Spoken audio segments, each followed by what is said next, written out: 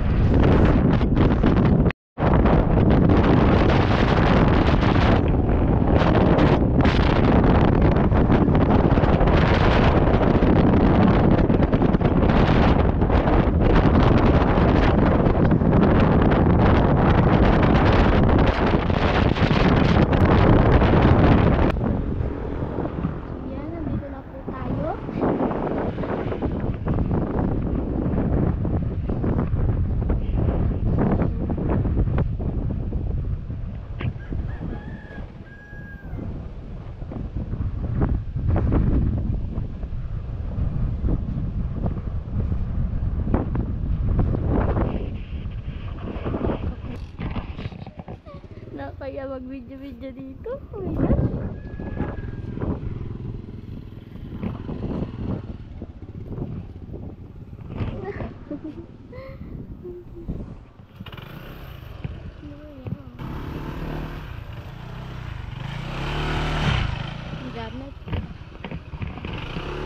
Dito tayo sa temple, yung ginagawang temple. Baka mag-crush yan. Yan. Yan yung temple. Ay, yung bato. Tapos yan yung sa likod. Yung sa east side, yung ginagawang grand altar. Yung grand altar.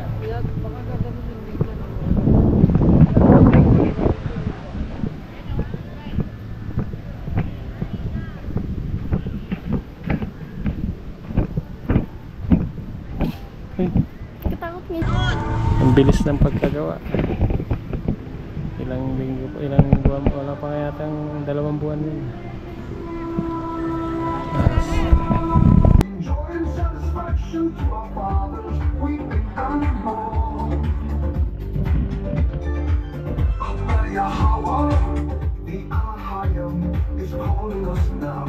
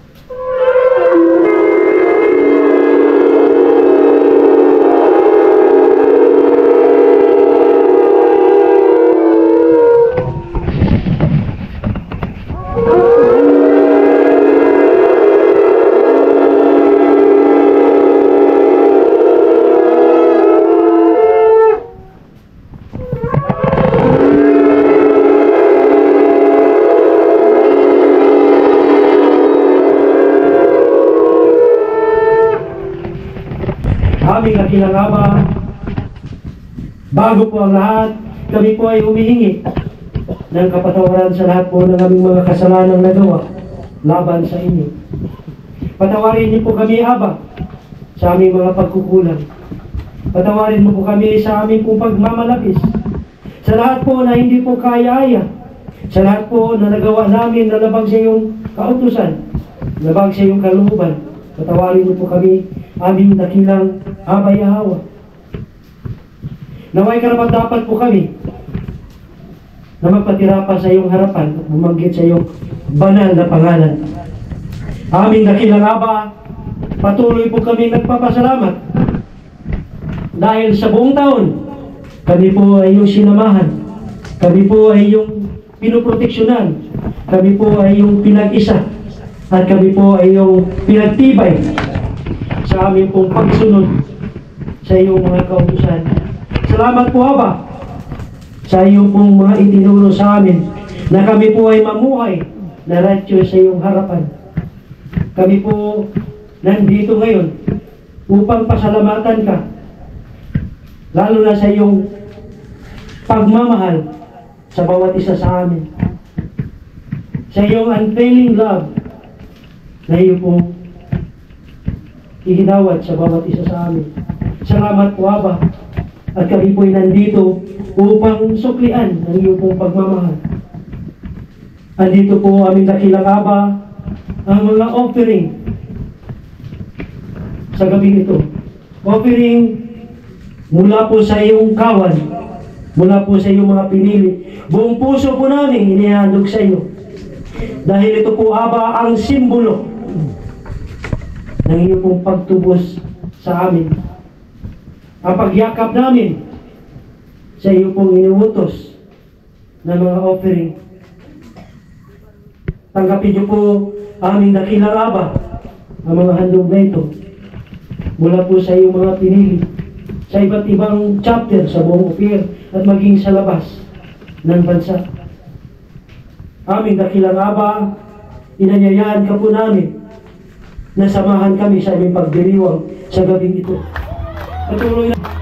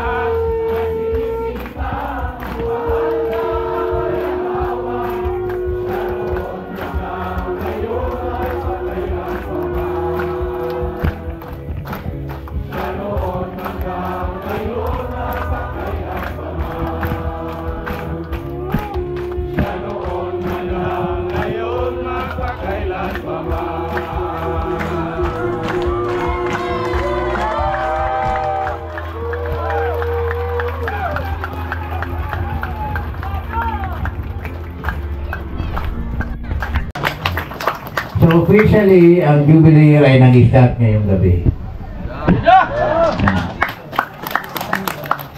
Ano ba ang ibig sabihin ng Jubilee Year? Ha? Ano? Ano? Bayad na mga utang. Mga 4 na buwan na nakalilipas, may nagsasaki isang kapatid. Paano buwan niya? Ayaw na akong bayaran dahil ma-Jubilee na daw. Ay, meron naman siyang kwarta, talaga lang po kayo magbayad. Ayan mga kapatid, sinasabi nga natin kasi yung Jubilee ay pagpapatawad ng mga utang, hindi mo nabayaran lang. And it applies to all. Kapatid natin, mga ganyan. Pero, in good faith. Ibig sabihin, yung walang pag-imbot, tapat sa iyong puso, hindi ka nang daya. Eh, mangyari, gusto mo dayain yung kautusan ng abay. Dahil meron ka naman, tanda mo kapatid, kung di ka nagbayad, delikado yan. Baka mawala ka talaga ng blessing. Dahil sinasabi mo, wala kang pambayad, baka mawala ka ng blessing. Nako, eh, mag-isip-isip ka. Mabuhay tayo ng matuwid. Hindi po righteousness ang hindi nagbayad ng utang kahit may pambayad naman. Yan ay pagsasamantala. Yan ay wickedness. Katusuhan. Kita ninyo yan, mga kapatid natin, ha? Delikado kayo dyan. Oh, ha, may free will tayo. Gusto nyo itusok kayo. Kami, pinaliwanag namin sa inyo lahat. Sinasabi natin ang tama, righteousness. Sapagkat ang Kingdom of Yahweh is Kingdom of Yahweh operation, the principle of justice and love. Okay, justice and love. So hindi pwedeng puro lang by justice. Justice is obedience to the words, to the commandments of Allah. Ha? Love, hindi pagsasamantala, ha? Oh, hindi pagsasamantala. So, hindi po yung justice, hindi rin yung love. Oh, kailangan, mga kapatid, mag-pray na lang kayo at hingi kayo na iba ng tulong na bayaran ninyo. Sana ilagay sa diwa ninyo na kayo magbayad ng utang. Ama, turuan po ako matuto magbayad ng utang.